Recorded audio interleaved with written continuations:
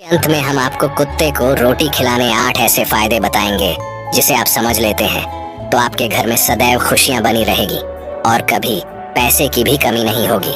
तो चलिए बिना समय बर्बाद किए कहानी को शुरू करते हैं। पर वीडियो में आगे बढ़ने से पहले यदि आप भी भगवान गौतम बुद्ध के सच्चे भक्त हैं तो इस वीडियो को लाइक करके कमेंट बॉक्स में नमो बुद्धाय जरूर लिख देना। और दोस्तों, यदि आपने अभी तक हमारे चैनल नरवाल मोटिवेशनल को सब्सक्राइब नहीं किया है तो चैनल को भी सब्सक्राइब कर लेना ताकि आने वाली वीडियो सबसे पहले आपको मिल पाए। तो चलिए आज की प्रेरणादायक बौद्ध कहानी को शुरू करते हैं। दोस्तों, एक समय की बात है। एक गांव में सागर नाम का एक लड़का रहता था। वह अपनी जीवन में बहुत दुखी और परेशान रहता था। वह बस यही सोचता था कि मैं पूर्व जन्म में ऐसा कौन सा पाप किया जो आज मुझे भोगना पड़ रहा है। एक दिन उसे पता चला कि गांव से दूर एक आश्रम में एक महात्मा रहते हैं। अगले दिन सागर ने उस महात्मा से मिलने के लिए निकल गया। वहां पहुंचकर सागर ने देखा कि महात्मा अपने आश्रम में कुछ लोगों को उपदेश दे रहे थे। तभी सागर महात्मा जी को प्रणाम किया और बोला, महात्मा जी, मेरे मन में एक प्रश्न कई दिनों से उठ रहा है। महात्मा जी ने कहा, भंते, तुम्हारे मन में वह कौन सा प्रश्न उठ रहा है, मुझे निसंकोच होकर पूछो। तब सागर ने कहा, गुरुदेव, कुत्ते को एक टुकड़ा रोटी खिलाने से क्या फायदा होता है। तभी महात्मा ने बताया, अगर मनुष्य कुत्ते को रोटी खिलाने की 8 फायदा जान जाए वह कभी दुखी नहीं होगा, तथा जो भी मनुष्य इस फायदे के बारे में जान जाए तो उसका जीवन धन्य हो जाता है। उसे जीवन में कभी दुखों का सामना नहीं करना पड़ता है। जो भी मनुष्य इस संसार में कुत्ते को एक टुकड़ा रोटी खिलाता है उसे 8 फायदा होता है और वह जीवन भर सुखी रहता है और मृत्यु के बाद मोक्ष की प्राप्ति होती है। महात्मा ने कहा, अक्सर मनुष्य कोई मौके पर कुत्ते का नाम लिया करते हैं। किसी को गाली देते समय मनुष्य का जुबान पर कुत्ते का नाम आता है। मनुष्य गाली आदमी को देता है परंतु नाम कुत्ते का बदनाम होता है। क्या कुत्ते का जीवन इतना गया गुजरा है? महात्मा ने कहा, भंते, मैं तुम्हें एक कहानी सुनाता हूँ, उसे ध्यान से सुनना, फिर तुम्हें सब पता चल जाएगा। एक समय की बात है। एक काले कुत्ता था। वह बहुत ही लाचार था और भूखा प्यासा था। वह गांव में सबके घर जाता था परंतु गांव में कोई भी व्यक्ति उसे एक टुकड़ा रोटी खिलाने को नहीं देता था। वह भूख के मारे इधर उधर घूमता रहता था।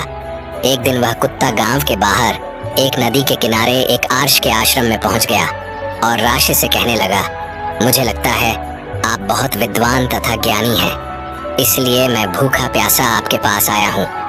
कृपा करके आप मुझे एक टुकड़ा रोटी दे दीजिए जिसे मैं खाकर अपने भूख को शांत कर लूँ। तब उस अर्थ कहते हैं, क्या तुम्हें गांव में किसी ने एक टुकड़ा रोटी नहीं दिया जिसे तुम खाकर तुम्हारा खूब मीटा सको? वह कुत्ता अर्शी से कहता है, आप मेरी बातों पर विश्वास नहीं करेंगे। तभी वह अर्श कहते हैं, तुम बताओ, तुम्हारी बातों पर मैं अवश्य विश्वास करूंगा। तुम मुझे बहुत लाचार दिखाई पड़ती हो। तभी वह कुत्ता कहता है, ठीक है, मैं आपको अपनी बीती हुई बातें बताता हूँ। कुत्ता यश से कहता है, मुनिवर दुनिया के लोगों, हम पर रहम करो। हमारा कोई घर नहीं होता है, कोई आश्रय नहीं होता है, कमाकर खाना हमें नहीं आता है, हमें वस्त्र भी पहनने का ज्ञान भी नहीं है। इसीलिए सर्दी गर्मी और बरसात में हम ऐसे ही घूमते रहते हैं। हमें पढ़ना लिखना भी नहीं आता, आपकी तरह हमें अनुशासन भी नहीं आता, हमें आपकी तरह बोलना नहीं आता। यह हमारा दुर्भाग्य ही समझिए। परंतु हमें आपकी तरह भूख भी लगता है, चोट लगने पर हमको भी आपकी तरह पीड़ा भी लगता है, हमें आपकी तरह रोना भी आता है। बस इस 3 कामों में हम आपके साथ बराबरी ही करते हैं। इसीलिए हम पर दया दिखाइए, हमें और कष्ट मत दीजिए। ईश्वर ने तो वैसे ही हमें कष्ट देकर भेजा है, ऊपर से आप लोग परेशान करते हैं। हम आपकी तरह मनुष्य नहीं हैं, हम पराधीन जीव हैं। जब हमारा जन्म हुआ उस समय हमारे आंख कान बंद थे। कह नहीं सकते कि उस समय आपके जन्म पर जैसे नाच गाना होता है, बजे बजते हैं, खुशी मनाई जाती है। हमारे जन्म पर भी यह सब नहीं हुआ होगा। हमारे जन्म पर किसी ने खुशी मनाई नहीं होगा। हम जिस बिछौना पर थे वह रुई का नरम तो था, सर्दी बिल्कुल नहीं लगती थी। मैं मन में सोच रहा था कि किसी बड़े घर में पैदा हुआ हूँ, लेकिन जब हमारी आंख खुली तो मैंने देखा कि हमारी माँ, जिसे आप लोग कुतिया बोलते हो, वह अपने 5 बच्चों को छाती से चिपका कर एक राह के ढेर में पड़ी थी। हम 5 भाई थे, बाकी 4 भाई तो लाल और भूरे रंग के थे। मैं अकेला ही काले रंग का था। सबसे छोटा मैं ही था, इसीलिए कमजोर था। मेरी माँ हम लोगों के पास कम ही आती थी, क्योंकि उसे भी अपने भोजन की व्यवस्था करनी पड़ती थी। यदि वह ना खाती तो हमें दूध कहाँ से पिलाती। उस एक माँ पर हम 5 भाई निर्भर थे। कभी भोजन मिल भी जाता था, कभी नहीं मिलता था, लेकिन वह हमेशा हम 5 भाइयों का बड़ा ही ख्याल रखता था। आखिर वह हमारी माँ थी। वह रात भर जाग कर गांव की रखभाल करती थी। किसी की मजाल नहीं थी कि कोई अनजान आदमी बुरी नीयत से गांव की तरफ भी झांक जाए। दूसरे गांव के कुत्ते भी हमारी माँ के डर से गांव में नहीं आते थे।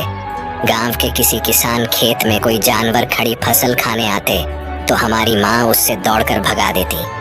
गांव वालों के लिए उतना सब करने के बाद भी कोई मनुष्य तो हमारी माँ को भोजन तक भी नहीं देता था। भोजन के लिए हमारी माँ को मजबूर होकर छिन्न झपट्टी करनी पड़ती थी। कोई बार तो लोग उसे लाठी डंडों से पीट कर भगा देते थे। बेचारी उस दिन भूख प्यासी रहकर पेट की आग से जलती रहती थी। फिर वह कुत्ता महात्मा जी से कहता है, आखिर भूख तो हमें आपकी तरह ही लगती है। ऊपर से उसे अपने 5 बच्चों की चिंता भी लगी रहती थी। आखिर माँ जो थी भूख उसे चैन से बैठने नहीं देती थी, और गांव वालों का भी उसे देखकर हृदय नहीं पसी सीता, तथा वह बेबस होकर उन लोगों के घरों में चोरी से घुसना पड़ता था। और खाने की कोई चीज मिल जाती तो उसे खाकर अपने पेट की आग बुझा लेती थी। कोई बार लोगों उसे खान की वस्तु ले जाते हुए देखते तो लाठी डंडे लेकर उसके पीछे पड़ जाते थे। कुछ निर्दय लोग तो कई बार उसे घर के अंदर बंद करके पीटते थे।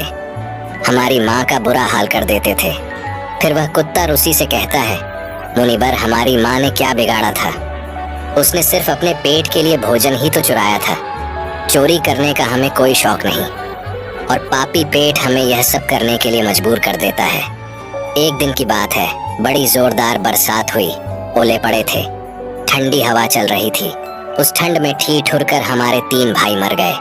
उस दिन हमारी माँ बहुत रोई थी, लेकिन मनुष्य हमारी पीड़ा को नहीं समझे, क्योंकि उसके बच्चे थोड़े ही मरे थे।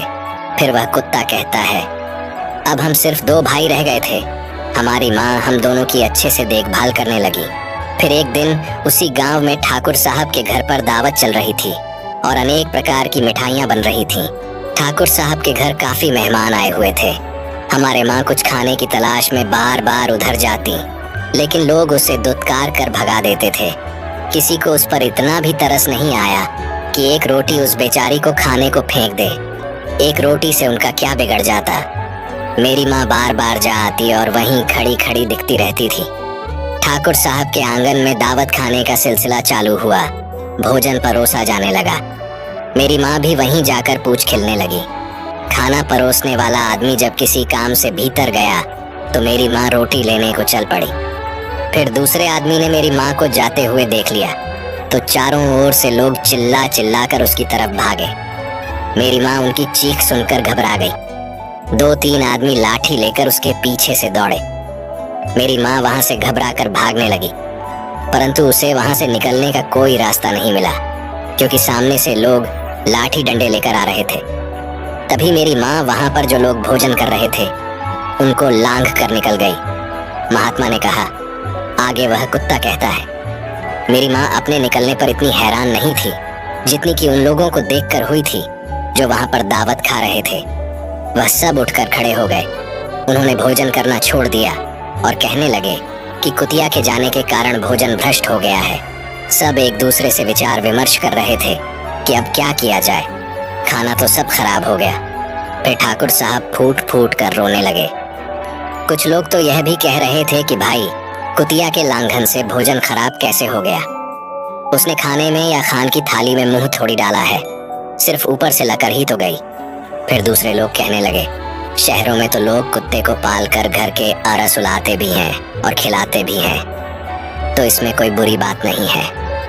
अगर कुतिया लांघ कर गई है तो भोजन खराब नहीं हुआ है। लेकिन उनमें से कुछ लोग बड़े घरों से ताल्लुक रखते थे। उन्होंने एक भी नहीं चलने दी। वह कह रहे थे कि भोजन तो भ्रष्ट हो गया है, यह हमारे खाने के लायक नहीं है। आखिरकार उनकी बात मानी गई अब तो वह सारा भोजन गरीबों में बांट दिया गया। उस दिन तो मेरी माँ को खूब पेट भर के खाना मिला था। ऐसा सुख उसने जीवन में कभी नहीं पाया था, लेकिन वह सुख उसके लिए बड़ी मुसीबत बन गया। वह भोजन करके वहाँ आराम से लेटी ही थी। उतने में वह ठाकुर डंडा लेकर वहाँ पहुँचा और उसे बुरी तरह से पीटने लगा। उस बार भागने का भी कोई अवसर नहीं मिल पाया। डंडों की जोर से वह बुरी तरह से चिल्लाने लगी। माँ का विलाप सुनकर पत्थर भी पसीज जाता है, पर उस निर्दय को उस पर जरा भी रहम नहीं आया। वह उसे कठोरता पूर्वक पीटता रहा। माँ का बहस और पूरे गांव में सुनाई दे रहा था। तब कुछ लोग आए और उसे समझाते हुए बोले, ठाकुर साहब, जाने दो, भूख में तो आदमी की भी बुद्धि भ्रष्ट हो जाती है। यह तो एक पशु है, इससे अच्छे बुरे का क्या ज्ञान। अब इससे मारकर आपको क्या मिलेगा? जो होना था सो हो गया। लोगों के समझाने के बाद उसने हमारी माँ को पीटना बंद किया। माँ ने आकर सारी कहानी हम दोनों भाइयों को सुनाई। हमने सोचा कि कितना कष्ट भरा है।